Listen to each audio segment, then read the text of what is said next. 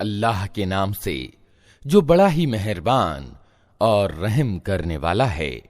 यकीनन सफलता पाई है ईमान लाने वालों ने, जो अपनी नमाज में विनम्रता अपनाते हैं, व्यर्थ बातों से दूर रहते हैं, ज़कात की नीति पर चलते हैं, अपने गुप्त अंगों की हिफाजत करते हैं, सिवाय अपनी बीवियों के और उन औरतों के जो यथाविधि उनकी मिल्कियत में हों कि उन पर सुरक्षित न रखने में वे निंदनीय नहीं हैं, लेकिन जो उसके अलावा कुछ और चाहें वही ज्यादती करने वाले हैं। अपनी अमानतों और अपनी प्रतिज्ञा का ध्यान रखते हैं और अपनी नमाजों की हिफाजत करते हैं। यही लोग वे वारिस हैं जो विरासत में फिरदौस यानी आनंद लोक पाएंगे और उसमें हमेशा रहेंगे। हमने इंसान को मिट्टी के सत से बनाया, फिर उसे एक सुरक्षित जगह टपकी हुई बूंद में परिवर्तित किया, फिर उस बूंद को लोथड़े का रूप दिया, फिर लोथड़े को बोटी बना दिया, फिर बोटी की हड्डियां बनाई, फिर हड्डियों पर मांस चढ़ाया, फिर उसे एक दूसरी ही सृष्टि बना खड़ा किया। अतः बड़ा ही बरकत वाला है अल्लाह, सब कारीगरों से अच्छा कारीगर। फिर इसके बाद तुमको जरूर मरना है, फिर क़यामत के दिन यकीनन तुम उठाए जाओगे और तुम्हारे ऊपर हमने 7 रास्ते बनाए। सृष्टि कार्य से हम कुछ अनभिज्ञ न थे और आसमान से हमने ठीक हिसाब के अनुसार एक निश्चित मात्रा में पानी उतारा और उसको जमीन में ठहरा दिया। हम उसे जिस तरह चाहें गायब कर सकते हैं। फिर उस पानी के द्वारा हमने तुम्हारे लिए खजूर और अंगूर के बाग पैदा कर दिए। तुम्हारे लिए इन बागों में बहुत से स्वादिष्ट फल हैं और उनसे तुम रोजी प्राप्त करते हो। और वो पेड़ भी हमने पैदा किया जो तूरे सीना से निकलता है, तेल भी लिए हुए उगता है और खाने वालों के लिए सालन भी। और सच ये है कि तुम्हारे लिए चौपायों में भी एक शिक्षा है। उनके पेटों में जो कुछ है उसी में से एक चीज यानी दूध हम तुम्हें पिलाते हैं और तुम्हारे लिए उनमें बहुत से दूसरे फायदे भी हैं। उनको तुम खाते हो और उन पर और नावों पर सवार भी किए जाते हो। हमने नूह को उसकी कौम की ओर से भेजा। उसने कहा, ऐ मेरी कौम के लोगो, अल्लाह की बंदगी करो, उसके सिवा तुम्हारे लिए कोई पूज्य नहीं है। क्या तुम डरते नहीं हो? उसकी कौम के जिन सरदारों ने मानने से इनकार किया, वे कहने लगे कि ये व्यक्ति कुछ नहीं है मगर एक इंसान तुम ही जैसा। इसका उद्देश्य ये है कि तुम पर श्रेष्ठता प्राप्त करे। अल्लाह को अगर भेजना होता तो फरिश्ते भेजता। ये बात तो हमने कभी अपने बाप दादा के समयों में सुनी ही नहीं कि इंसान रसूल बनकर आए। कुछ नहीं, बस इस आदमी को कुछ उन्माद हो गया है। कुछ समय तक और देख लो, शायद स्वास्थ्य लाभ हो जाए। नूह ने कहा, पालनहार, इन लोगों ने मुझे जो झुठलाया है, इस पर अब तू ही मेरी मदद कर। हमने उस पर वही की कि हमारी निगरानी में और हमारी प्रकाशना यानी वही के अनुसार नाव तैयार कर। फिर जब हमारा आदेश आ जाए और वो तंदूर उबल पड़े तो हर किस्म के जानवरों में से एक एक जोड़ा लेकर उसमें सवार हो जा और अपने घर वालों को भी साथ ले, सिवाय उनके जिनके खिलाफ पहले फैसला हो चुका है। और जालिमों के बारे में मुझसे कुछ न कहना, ये अब डूबने वाले हैं। फिर जब तू अपने साथियों समेत नाव पर सवार हो जाए तो कह, शुक्र है उस अल्लाह का जिसने हमें जालिम लोगों से छुटकारा दिया। और कह, पालनहार, मुझको बरकत वाली जगह उतार और तू सबसे अच्छी जगह देने वाला है। इस किस्से में बड़ी निशानियां हैं और आजमाइश तो हम करके ही रहते हैं। उनके बाद हमने एक दूसरे दौर की कौम को उठाया। फिर उनमें खुद उन्हीं की कौम का एक रसूल भेजा जिसने उन्हें दावत दी कि अल्लाह की बंदगी करो, तुम्हारे लिए उसके सिवा कोई और पूज्य नहीं है। क्या तुम डरते नहीं हो? उसकी कौम के जिन सरदारों ने मानने से इनकार किया और आखिरत की पेशी को झुठलाया, जिनको हमने दुनिया की जिंदगी में संपन्न कर रखा था, वे कहने लगे, ये व्यक्ति कुछ नहीं है मगर एक इंसान तुम ही जैसा। जो कुछ तुम खाते हो वही ये खाता है और जो कुछ तुम पीते हो वही ये पीता है। अब अगर तुमने अपने ही जैसे एक इंसान का कहना मान लिया तो तुम घाटे में ही रहे।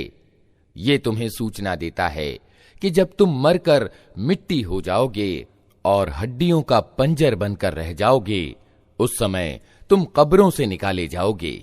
दूर, बिल्कुल दूर, असंभव है ये वादा जो तुमसे किया जा रहा है। जिंदगी कुछ नहीं है मगर बस यही दुनिया की जिंदगी, यही हमको मरना और जीना है और हम हरगिज उठाए जाने वाले नहीं हैं। ये व्यक्ति अल्लाह के नाम पर सिर्फ झूठ गढ़ रहा है और हम कभी इसकी मानने वाले नहीं हैं।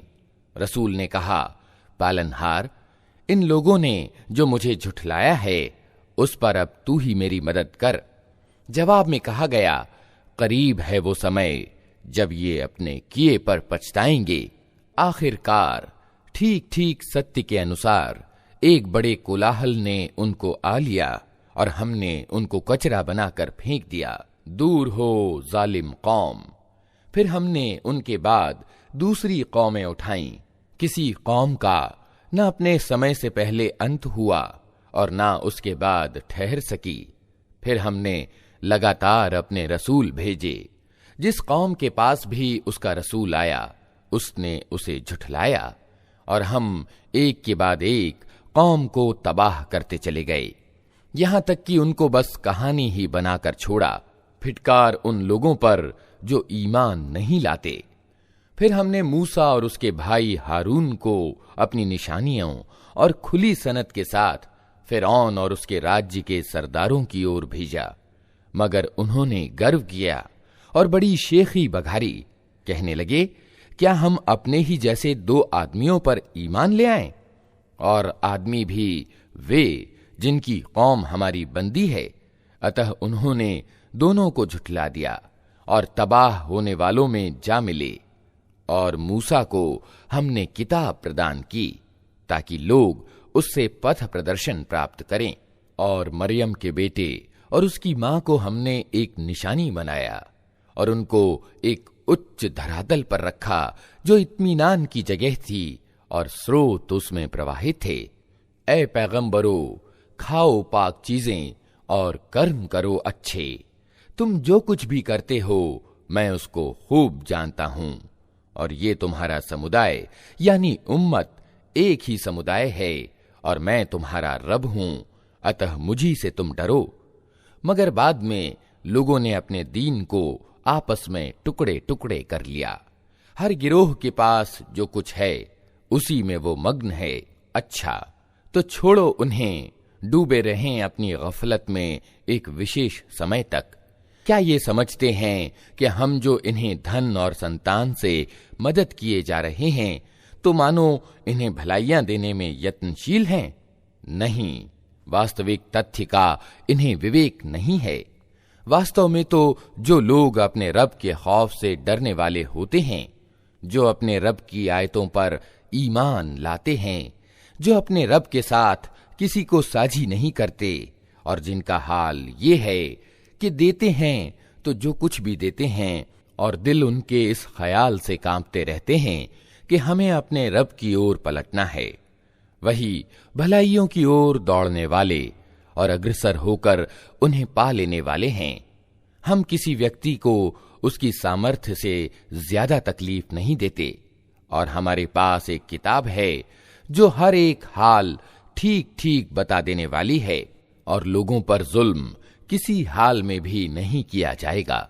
मगर ये लोग इस मामले से बेखबर हैं और इनके कर्म भी उस तरीके से जिसका ऊपर उल्लेख किया गया है भिन्न हैं। वे अपनी ये करतूत किए चले जाएंगे यहां तक कि जब हम उनके विलासियों यानी अय्याशों को अजाब में पकड़ लेंगे तो फिर वे चिल्लाना आरंभ कर देंगे, अब बंद करो अपनी फरियाद और विलाप, हमारी ओर से अब कोई मदद तुम्हें मिलने वाली नहीं है। मेरी आयतें सुनाई जाती थीं तो तुम रसूल की आवाज सुनते ही उल्टे पांव भाग निकलते थे। अपने घमंड में उसको ध्यान ही में न लाते थे। अपनी चौपालों में उस पर बातें छांटते और बकवास किया करते थे। तो क्या इन लोगों ने कभी इस वाणी पर विचार नहीं किया? या वो कोई ऐसी बात लाया है जो कभी इनके पूर्वजों के पास न आई थी? या ये अपने रसूल से कभी के परिचित न थे कि अपरिचित आदमी होने के कारण उससे बिदकते हैं? या ये इस बात को स्वीकार किए हुए हैं कि वो मजनून यानी उन्मादग्रस्त है? नहीं, बल्कि वो सत्य लाया है और सत्य ही इनके बहुसंख्यक को अप्रिय है। और सत्य अगर कहीं इनकी इच्छाओं के पीछे चलता तो जमीन और आसमान और इनकी सारी आबादी की व्यवस्था अस्त व्यस्त हो जाती। नहीं, बल्कि हम उनका अपना ही जिक्र उनके पास लाए हैं और वे अपने जिक्र से मुंह मोड़ रहे हैं। क्या तू उनसे कुछ मांग रहा है? तेरे लिए तो तेरे रब का दिया ही उत्तम है और वो सबसे अच्छी रोजी देने वाला है। तू तो उनको सीधे मार्ग की ओर बुला रहा है, मगर जो लोग आखिरत को नहीं मानते वे सीधे मार्ग से हटकर चलना चाहते हैं। अगर हम इन पर दया करें और वो तकलीफ जिसमें आजकल ये ग्रस्त हैं दूर कर दें तो ये अपनी सरकशी में बिल्कुल ही बहक जाएंगे। इनका हाल तो ये है कि हमने इन्हें तकलीफ में ग्रस्त किया, फिर भी ये अपने रब के आगे न झुके और न विनम्रता अपनाते हैं। अलबत्ता जब नौबत यहां तक पहुंच जाएगी कि हम इन पर कठोर अजाब का द्वार खोल दें तो सहसा तुम देखोगे कि इस हालत में ये हर भलाई से निराश हैं। वो अल्लाह ही तो है जिसने तुम्हें सुनने और देखने की शक्तियां दी और सोचने को दिल दिए, मगर तुम लोग कम ही कृतज्ञता दिखाते हो। वही है जिसने तुम्हें जमीन में फैलाया और उसी की ओर तुम समेटे जाओगे। वही जिंदगी प्रदान करता है और वही मौत देता है।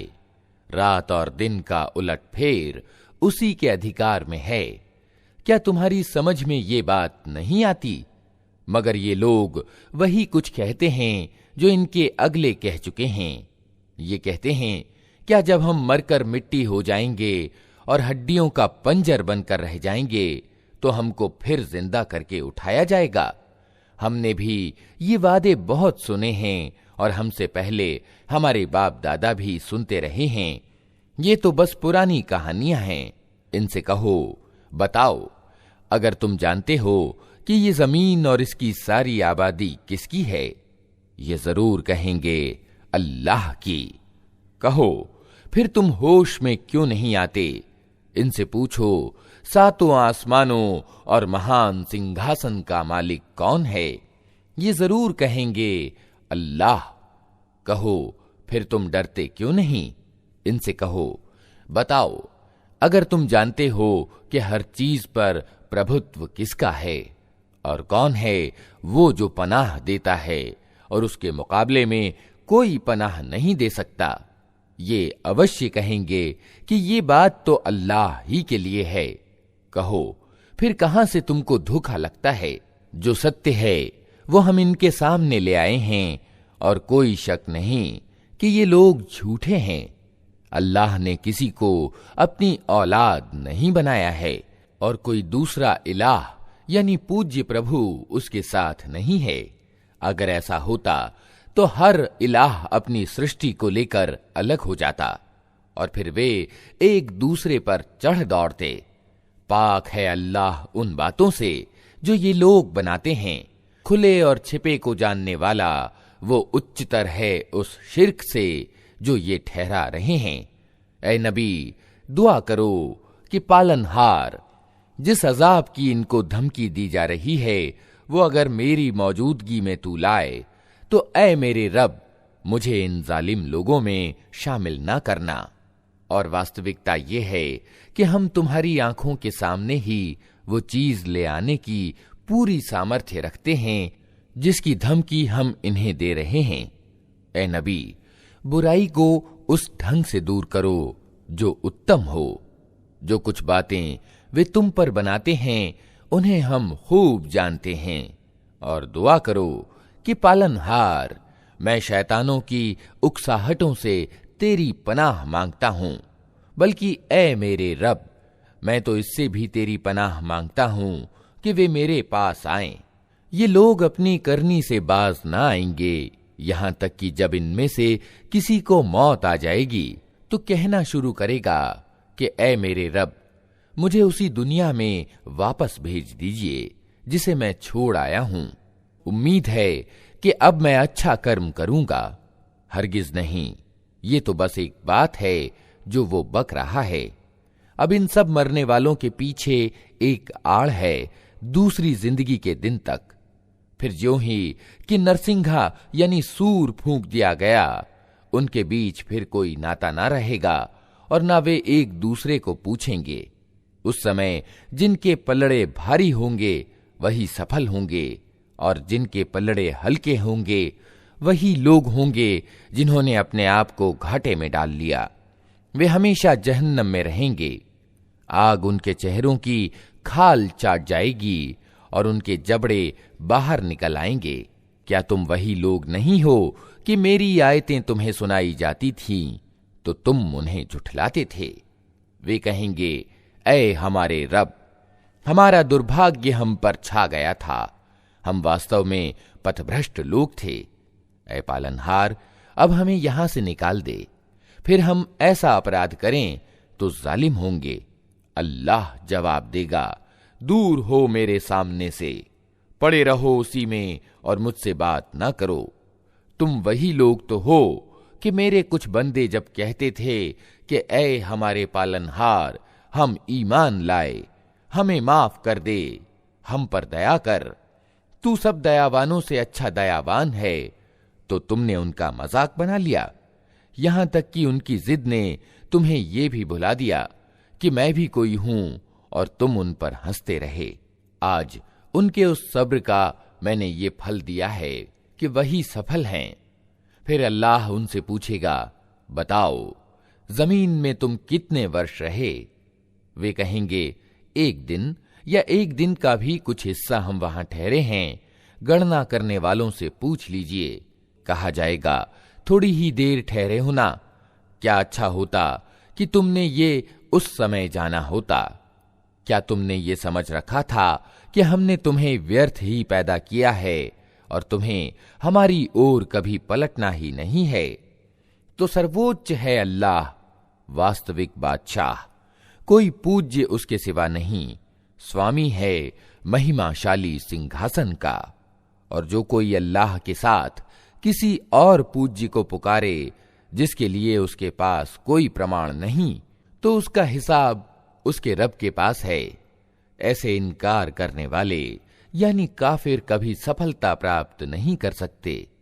ए नबी, कहो, मेरे रब माफ कर और दया कर, तू सब दयावानों से अच्छा दयावान है। अल्लाह के नाम से जो बड़ा ही मेहरबान और रहम करने वाला है। ये एक सूरा है जिसको हमने उतारा है और इसे हमने अनिवार्य किया है, और इसमें हमने साफ साफ आदेश अवतरित किए हैं, शायद कि तुम शिक्षा ग्रहण करो। व्यभिचारिणी औरत और व्यभिचारी मर्द दोनों में से हर एक को 100 कोड़े मारो, और उन पर तरस खाने की भावना अल्लाह के धर्म के विषय में तुमको न सताए। अगर तुम अल्लाह और अंतिम दिन पर ईमान रखते हो। और उनको सजा देते समय ईमान वालों का एक गिरोह उपस्थित रहे।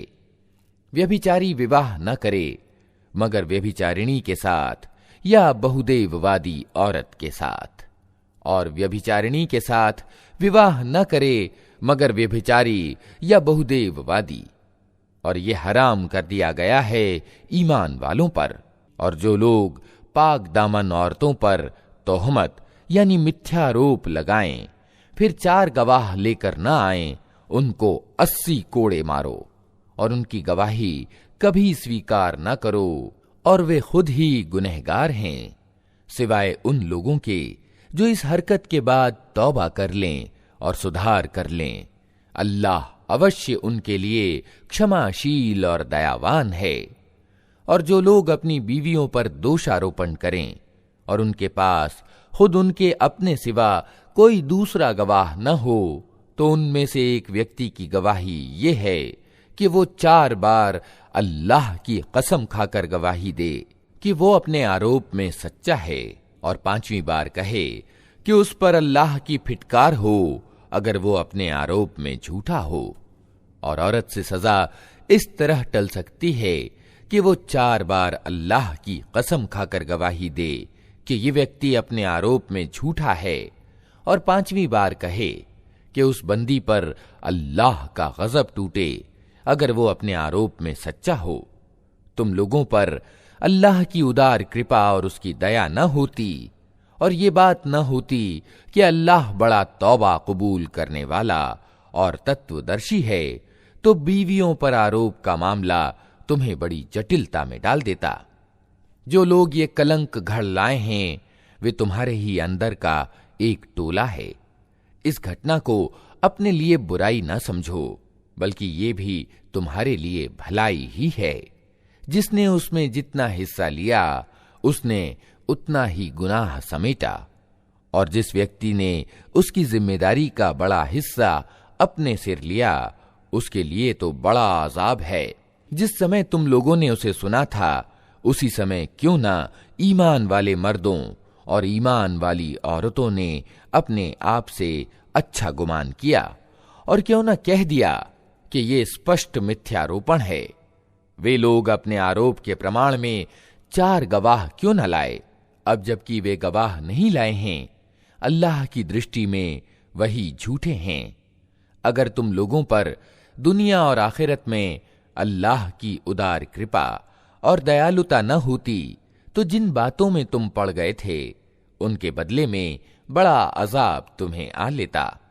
तनिक सोचो तो उस समय तुम कैसी भारी गलती कर रहे थे, जबकि तुम्हारी एक जबान से दूसरी जबान इस झूठ को लेती चली जा रही थी, और तुम अपने मुंह से वो कुछ कहे जा रहे थे जिसके संबंध में तुम्हें कोई ज्ञान न था।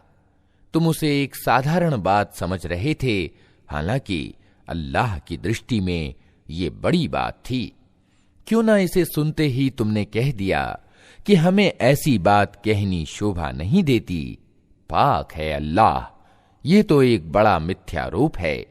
अल्लाह तुम्हें नसीहत करता है कि आगे कभी ऐसी हरकत न करना अगर तुम ईमान वाले हो।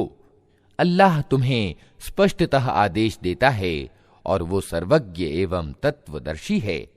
जो लोग चाहते हैं कि ईमान लाने वालों के गिरोह में अश्लीलता फैले, वे दुनिया और आखिरत में दुखद सजा के भागी हैं।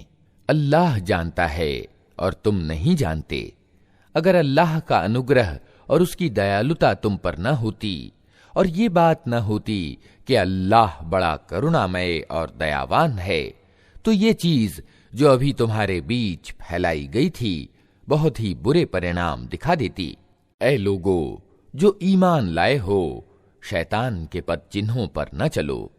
उसका अनुसरण कोई करेगा तो वो तो उसे अश्लीलता और बुराई ही का आदेश देगा। अगर अल्लाह का अनुग्रह और उसकी दयालुता तुम पर न होती तो तुम में से कोई व्यक्ति पाक न हो सकता, मगर अल्लाह ही जिसे चाहता है पाक कर देता है, और अल्लाह सुनने वाला और जानने वाला है। तुम में से जो लोग वैभववान और सामर्थ्यवान हैं, वे इस बात की कसम न खा बैठें कि अपने नातेदार, मोहताज और अल्लाह की राह में घर बार छोड़ने वाले लोगों की मदद न करेंगे। उन्हें माफ कर देना चाहिए और दरगुजर करना चाहिए। क्या तुम नहीं चाहते कि अल्लाह तुम्हें माफ करे? और अल्लाह का गुण ये है कि वो क्षमाशील और दयावान है। जो लोग पाक दामन, बेखबर, ईमान वाली औरतों पर झूठा कलंक लगाते हैं, उन पर दुनिया और आखिरत में फिटकार पड़ी और उनके लिए बड़ा अजाब है। वे उस दिन को भूल ना जाएं जबकि उनकी अपनी जबानें और उनके अपने हाथ पांव उनकी करतूतों की गवाही देंगे। उस दिन अल्लाह वो बदला उन्हें भरपूर दे देगा जिसके वे योग्य हैं, और उन्हें मालूम हो जाएगा कि अल्लाह ही सत्य है, सच को सच कर दिखाने वाला। नापाक औरतें नापाक मर्दों के लिए हैं, और नापाक मर्द नापाक औरतों के लिए। पाक औरतें पाक मर्दों के लिए हैं, और पाक मर्द पाक औरतों के लिए। उनका दामन पाक है उन बातों से जो बनाने वाले बनाते हैं, उनके लिए क्षमा है और सम्मानित आजीविका। ऐ लोगो जो ईमान लाए हो, अपने घरों के सिवा दूसरे घरों में प्रवेश न किया करो जब तक कि घर वालों की स्वीकृति न ले लो, और घर वालों पर सलाम न भेज लो। ये रीति तुम्हारे लिए अच्छी है, आशा है तुम इसका ध्यान रखोगे। फिर यदि वहां किसी को न पाओ तो प्रवेश न करो जब तक कि तुमको इजाजत न मिले, और अगर तुमसे कहा जाए कि वापस चले जाओ तो वापस हो जाओ। ये तुम्हारे लिए ज्यादा पाकीज़ा तरीका है, और जो कुछ तुम करते हो अल्लाह उसे खूब जानता है। अलबत्ता तुम्हारे लिए उसमें कोई हरज नहीं है कि ऐसे घरों में प्रवेश करो जो किसी के रहने की जगह न हो, और जिनमें तुम्हारे लाभ या काम की कोई चीज हो। तुम जो कुछ जाहिर करते हो और जो कुछ छिपाते हो, सबकी अल्लाह को खबर है। ऐ नबी, ईमान वाले पुरुषों से कहो कि अपनी निगाहें बचा कर रखें और अपने गुप्तांगों की रक्षा करें। ये उनके लिए ज्यादा पाकीज़ा तरीका है। जो कुछ वे करते हैं अल्लाह को उसकी खबर रहती है।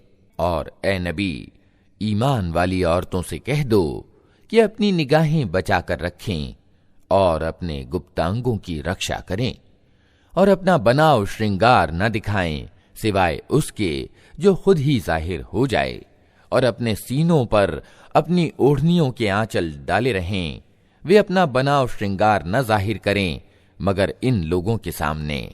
पति बाप, पतियों के बाप, अपने बेटे, पतियों के बेटे, भाई, भाइयों के बेटे, बहनों के बेटे, अपने मेल जोल की औरतें, अपनी लौंडी गुलाम, वे अधीन मर्द जो किसी और तरह का प्रयोजन न रखते हों, और वे बच्चे जो औरतों की छिपी बातों से अभी परिचित न हुए हों। वे अपने पांव जमीन पर मारती हुई न चला करें कि अपना जो श्रृंगार उन्होंने छिपा रखा हो वो लोगों को मालूम हो जाए। ऐ ईमान वालो, तुम सब मिलकर अल्लाह से तौबा करो, आशा है कि सफलता प्राप्त करोगे। तुम में से जो लोग बेजोड़े के यानी अविवाहित हों, और तुम्हारे लौंडी गुलामों में से जो नेक हों, उनके निकाह कर दो। अगर वे गरीब हों तो अल्लाह अपने अनुग्रह से उनको धनी कर देगा। अल्लाह बड़ी समाई वाला और सर्वज्ञ है। और जो निकाह का अवसर न पाएं, उन्हें चाहिए कि पाक दामनी अपनाएं, यहां तक कि अल्लाह अपने अनुग्रह से उन्हें धनी कर दे।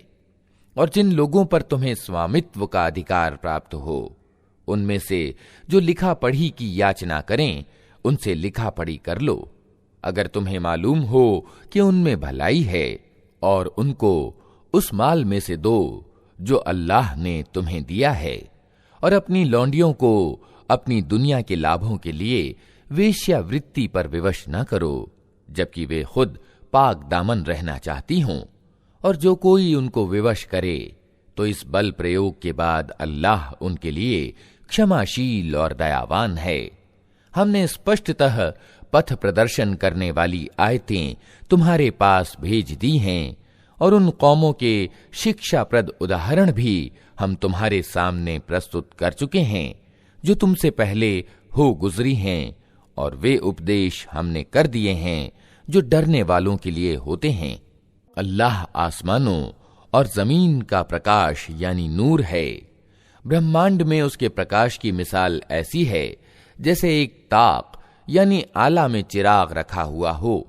चिराग एक फानूस में हो। फानूस का हाल ये हो जैसे मोती की तरह चमकता हुआ तारा। और वो चिराग जैतून के एक ऐसे बरकत वाले पेड़ के तेल से रोशन किया जाता हो जो न पूर्वी हो न पश्चिमी, जिसका तेल आप ही आप भड़का पड़ता हो, चाहे आग उसको न लगे।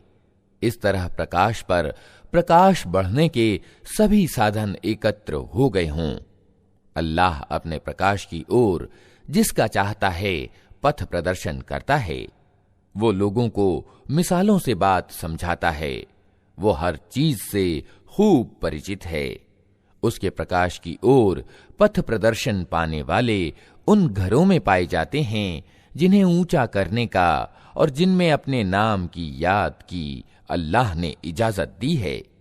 उनमें ऐसे लोग सुबह और शाम उसकी तस्बीह करते हैं जिन्हें व्यापार और क्रय विक्रय अल्लाह की याद से और नमाज कायम करने और ज़कात यानी दान देने से गाफिल नहीं करता।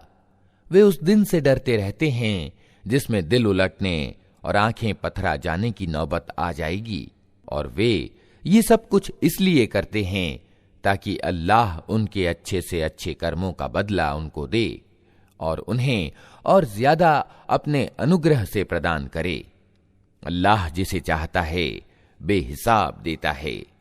इसके विपरीत जिन्होंने इनकार किया उनके कर्मों की मिसाल ऐसी है जैसे चटियल मैदान में मरीचिका कि प्यासा उसको पानी समझे हुए था, मगर जब वो वहां पहुंचा तो कुछ न पाया, बल्कि वहां उसने अल्लाह को मौजूद पाया जिसने उसका पूरा पूरा हिसाब चुका दिया।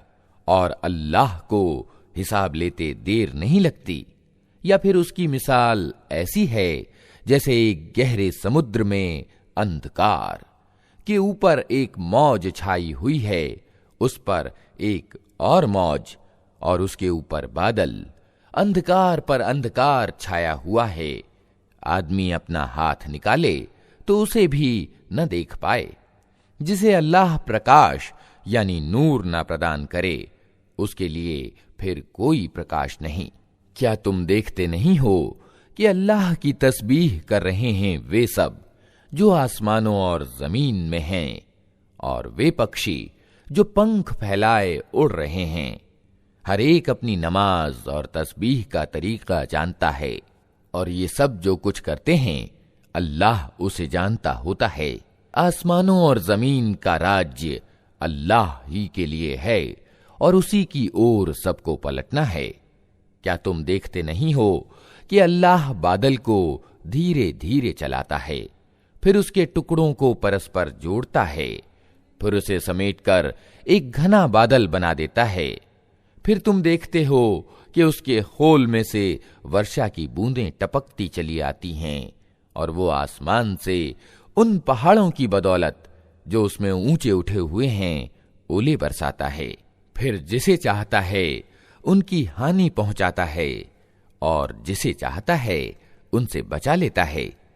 उसकी बिजली की चमक निगाहों को चौंधियाई हुई किए देती है। रात और दिन का उलटफेर वही कर रहा है। इसमें एक शिक्षा है आंखों वालों के लिए। और अल्लाह ने हर जीवधारी को एक तरह के पानी से पैदा किया। कोई पेट के बल चल रहा है तो कोई 2 टांगों पर और कोई 4 टांगों पर। जो कुछ वो चाहता है पैदा करता है, उसे हर चीज की सामर्थ्य प्राप्त है। हमने स्पष्ट रूप से सत्य को बताने वाली आयतें उतार दी हैं।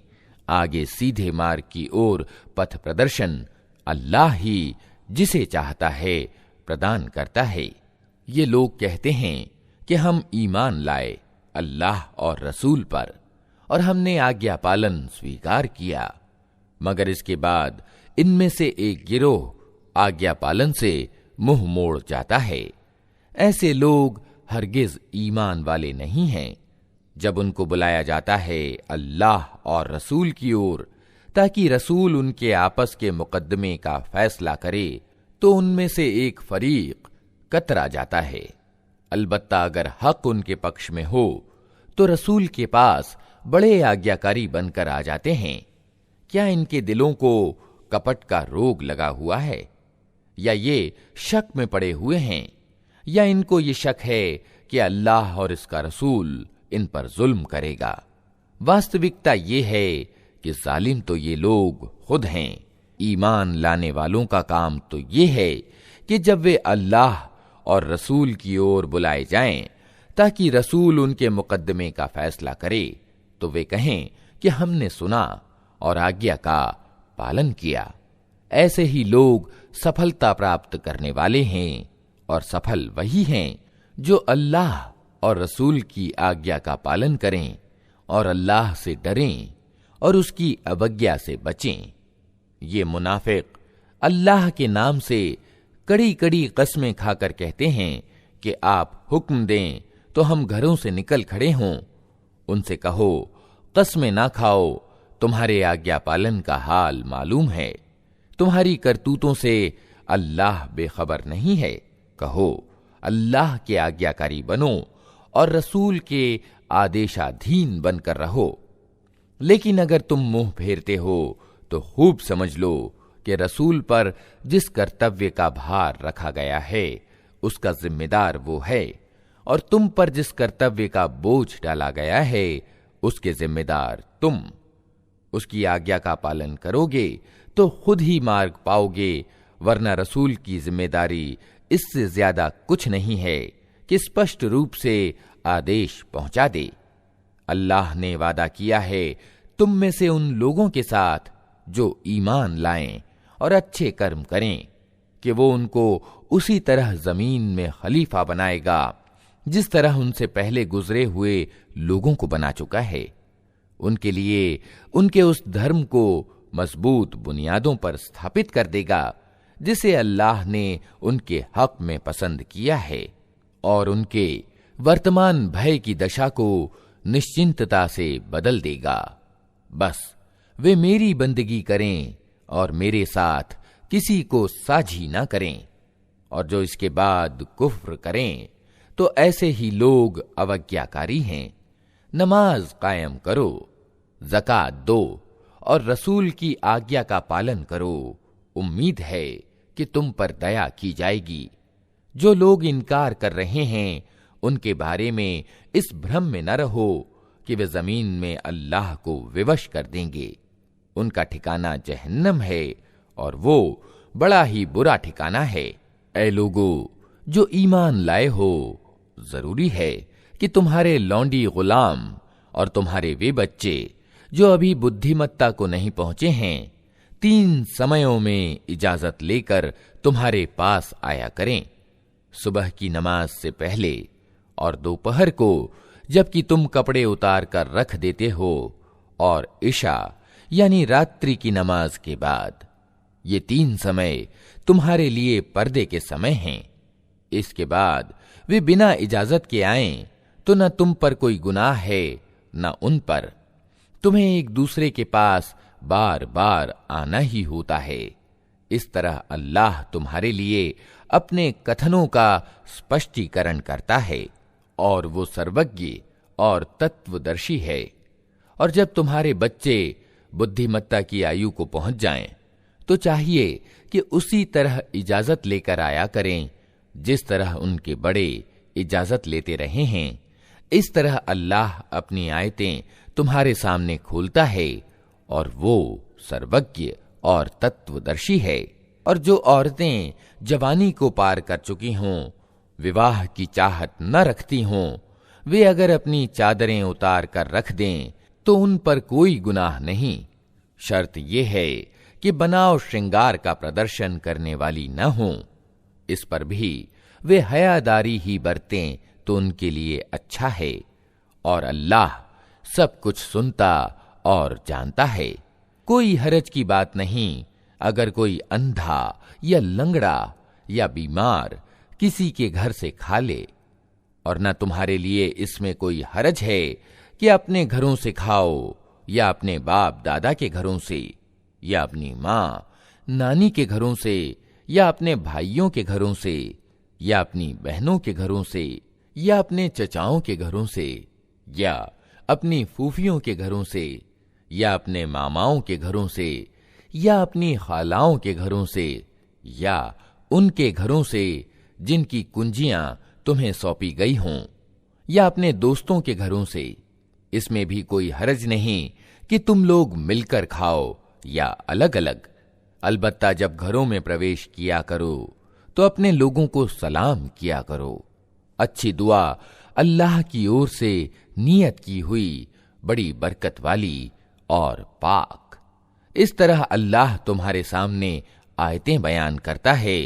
आशा है कि तुम समझ बूझ से काम लोगे। ईमान वाले तो वास्तव में वही हैं जो अल्लाह और उसके रसूल को दिल से माने और जब किसी सामूहिक काम के अवसर पर रसूल के साथ हों तो उससे इजाजत लिए बिना न जाएं। ए नबी, जो लोग तुमसे इजाजत मांगते हैं वही अल्लाह और रसूल के मानने वाले हैं। अतः जब वे अपने किसी काम से इजाजत मांगें तो तुम जिसे चाहो इजाजत दे दिया करो और ऐसे लोगों के लिए अल्लाह से माफी की दुआ किया करो। अल्लाह यकीनन क्षमाशील और दयावान है। मुसलमानों, अपने बीच रसूल के बुलाने को आपस में एक दूसरे जैसा बुलाना न समझ बैठो। अल्लाह उन लोगों को खूब जानता है जो तुम में से ऐसे हैं कि एक दूसरे की आड़ लेते हुए चुपके से सटक जाते हैं। रसूल के आदेश का उल्लंघन करने वालों को डरना चाहिए कि वे किसी आजमाइश में न पड़ जाएं या उन पर दुखद यातना न आ जाए। सावधान रहो, आसमान और जमीन में जो कुछ है अल्लाह का है। तुम जिस नीति पर भी हो अल्लाह उसको जानता है। जिस दिन लोग उसकी ओर पलटाए जाएंगे वो उन्हें बता देगा कि वे क्या कुछ करके आए हैं। वो हर चीज का ज्ञान रखता है। अल्लाह के नाम से जो बड़ा ही मेहरबान और रहम करने वाला है, बहुत ही बरकत वाला है वो जिसने ये फुरकान यानी कसौटी अपने बंदे पर अवतरित किया ताकि सारे जहान वालों के लिए सावधान कर देने वाला हो। वो जो जमीन और आसमानों के राज का स्वामी है, जिसने किसी को बेटा नहीं बनाया है, जिसके साथ राज में कोई साझी नहीं है, जिसने हर चीज को पैदा किया फिर उसका एक अंदाजा ठहराया। लोगों ने उसे छोड़कर ऐसे पूज्य बना लिए जो किसी चीज को पैदा नहीं करते बल्कि खुद पैदा किए जाते हैं, जो खुद अपने लिए भी किसी लाभ या हानि का अधिकार नहीं रखते, जो न मार सकते हैं न जिंदा रख सकते हैं, न मरे हुए को फिर उठा सकते हैं। जिन लोगों ने नबी की बात मानने से इनकार कर दिया है वे कहते हैं कि ये फुरकान यानी कसौटी एक मन घड़त चीज है जिसे इस व्यक्ति ने आप ही घड़ लिया है और कुछ दूसरे लोगों ने इस काम में इसकी मदद की है। बड़ा जुल्म और सख्त झूठ है जिस पर ये लोग उतर आए हैं। कहते हैं ये पुराने लोगों की लिखी हुई चीजें हैं जिन्हें ये व्यक्ति नकल कराता है और वे इसे सुबह व शाम सुनाई जाती हैं। ए नबी, उनसे कह दो कि इसे अवतरित किया है उसने जो जमीन और आसमानों का भेद जानता है। वास्तव में वो बड़ा क्षमाशील और दयावान है। कहते हैं ये कैसा रसूल है जो खाना खाता है और बाजारों में चलता फिरता है। क्यों न इसके पास कोई फरिश्ता भेजा गया जो इसके साथ रहता और न मानने वालों को धमकाता, या और कुछ नहीं तो इसके लिए कोई खजाना ही उतार दिया जाता, या इसके पास कोई बाग ही होता जिससे ये निश्चिंत होकर रोजी प्राप्त करता। और ये जालिम कहते हैं तुम लोग तो एक जादू के मारे हुए आदमी के पीछे लग गए हो। देखो कैसे कैसे तर्क ये लोग तुम्हारे आगे प्रस्तुत कर रहे हैं। ऐसे बहके हैं कि कोई ठिकाने की बात इनको नहीं सूझती। बड़ी बरकत वाला है वो जो अगर चाहे तो उनकी प्रस्तावित चीजों से भी ज्यादा बढ़ चढ़कर तुमको दे सकता है। एक नहीं बहुत से बाग जिनके नीचे नहरें बहती हों और बड़े बड़े महल। वास्तविक बात यह है कि ये लोग उस घड़ी को झुठला चुके हैं और जो उस घड़ी को झुठलाए उसके लिए हमने भड़कती हुई आग जुटा रखी है। वो जब दूर से इनको देखेगी तो ये उसके प्रकोप और जोश की आवाजें सुन लेंगे, और जब ये हाथ पांव बंधे उसमें एक तंग जगह ठूंसे जाएंगे तो अपनी मौत को पुकारने लगेंगे। उस समय उनसे कहा जाएगा, आज एक मौत को नहीं, बहुत सी मौतों को पुकारो। इनसे पूछो, ये परिणाम अच्छा है या वो शाश्वत जन्नत यानी स्वर्ग जिसका वादा अल्लाह से डरने वाले परहेजगारों से किया गया है, जो उनके कर्म का बदला और उनके सफर की अंतिम मंजिल होगी, जिसमें उनकी हर इच्छा पूरी होगी, जिसमें वे हमेशा हमेशा रहेंगे, जिसका प्रदान करना तुम्हारे रब के जिम्मे एक ऐसा वादा है जिसका पूरा करना अनिवार्य है। और वही दिन होगा जबकि तुम्हारा रब इन लोगों को भी घेर लाएगा और इनके उन पूज्यों को भी बुला लेगा जिन्हें आज ये अल्लाह को छोड़कर पूज रहे हैं। फिर वो उनसे पूछेगा, क्या तुमने मेरे इन बंदों को पथभ्रष्ट किया था या ये खुद सन्मार्ग से भटक गए थे? वे निवेदन करेंगे, पाक है आपकी सत्ता, हमारी तो ये मजाल न थी कि आपके सिवा किसी को अपना संरक्षक यानी वली बनाएं, मगर आपने इनको और इनके बाप दादा को भरपूर जीवन सामग्री दी, यहां तक कि ये शिक्षा भूल गए और दुर्भाग्यग्रस्त होकर रहे। यूं झुठला देंगे वे तुम्हारे पूज्य तुम्हारी उन बातों को जो आज तुम कह रहे हो। फिर तुम न अपनी विपत्ति को टाल सकोगे, न कहीं से मदद पा सकोगे, और जो भी तुम में से जुल्म करे उसे हम कठोर अजाब का मजा चखाएंगे। ऐ नबी, तुमसे पहले जो रसूल भी हमने भेजे थे वे सब भी खाना खाने वाले और बाजारों में चलने फिरने वाले लोग ही थे।